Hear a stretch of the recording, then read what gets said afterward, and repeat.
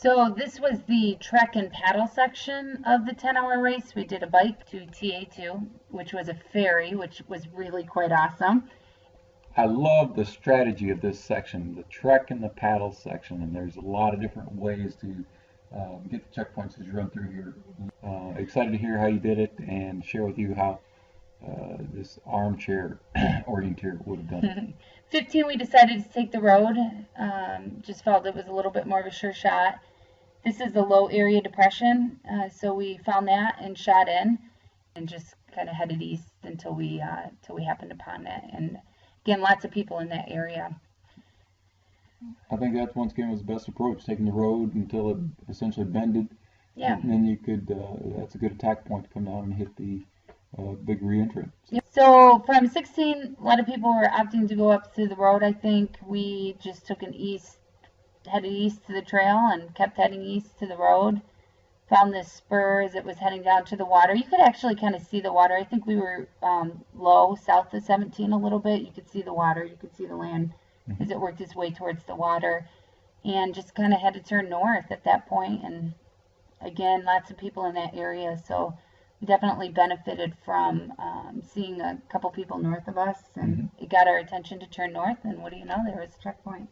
Yeah, you know, if the woods are runnable, going direct 16, 17 is a pretty good call.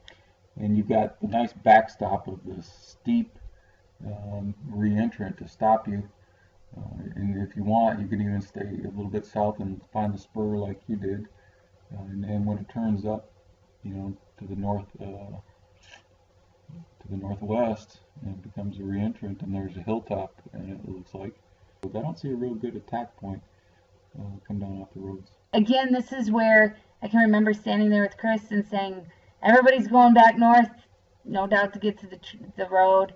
But, you know, Chris, if we're going to get ready for the Rage in September, we're going to have to be able to do some longer distance navigating. So let's do it. And just wanted to give it a shot. And boy, was I glad we decided to do that, because we headed east and got to the water. And what do you know? There was a great trail system that worked its way right along. You could see all those you could see all of these bends. So keep a good orientation of where you were on the map. Yep. And finding 18 wasn't too difficult. You had to turn north and look north, but we knew we were at the end of this waterway here, so it was pretty easy. Yeah. 18 to 19, we kind of took off and made it to this road trail. Two-track area, and decided to take it and hike. And again, trail systems, roads make me a little bit nervous, but it was doing what we wanted to do.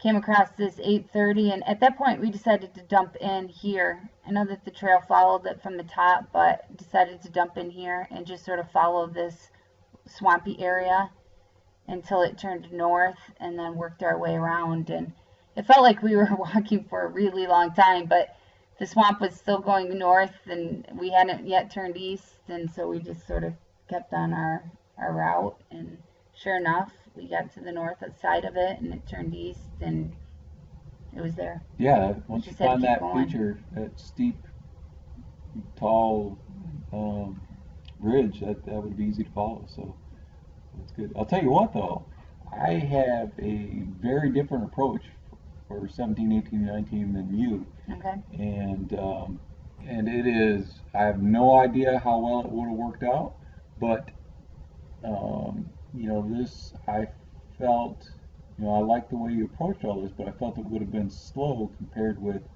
running to the road from 17 and then coming back down to 19. And then picking up 18 on the paddle on the way out, because it looks like it's just a short way off the paddle and would be easy to identify and pick up. Again, I have no idea how it would work out, and I would love to hear from any teams that did that. Let me know how it worked out. It didn't even occur to me to pick 18 up on the paddle. After having paddled that, I'm glad I did no more paddling than I absolutely had to do.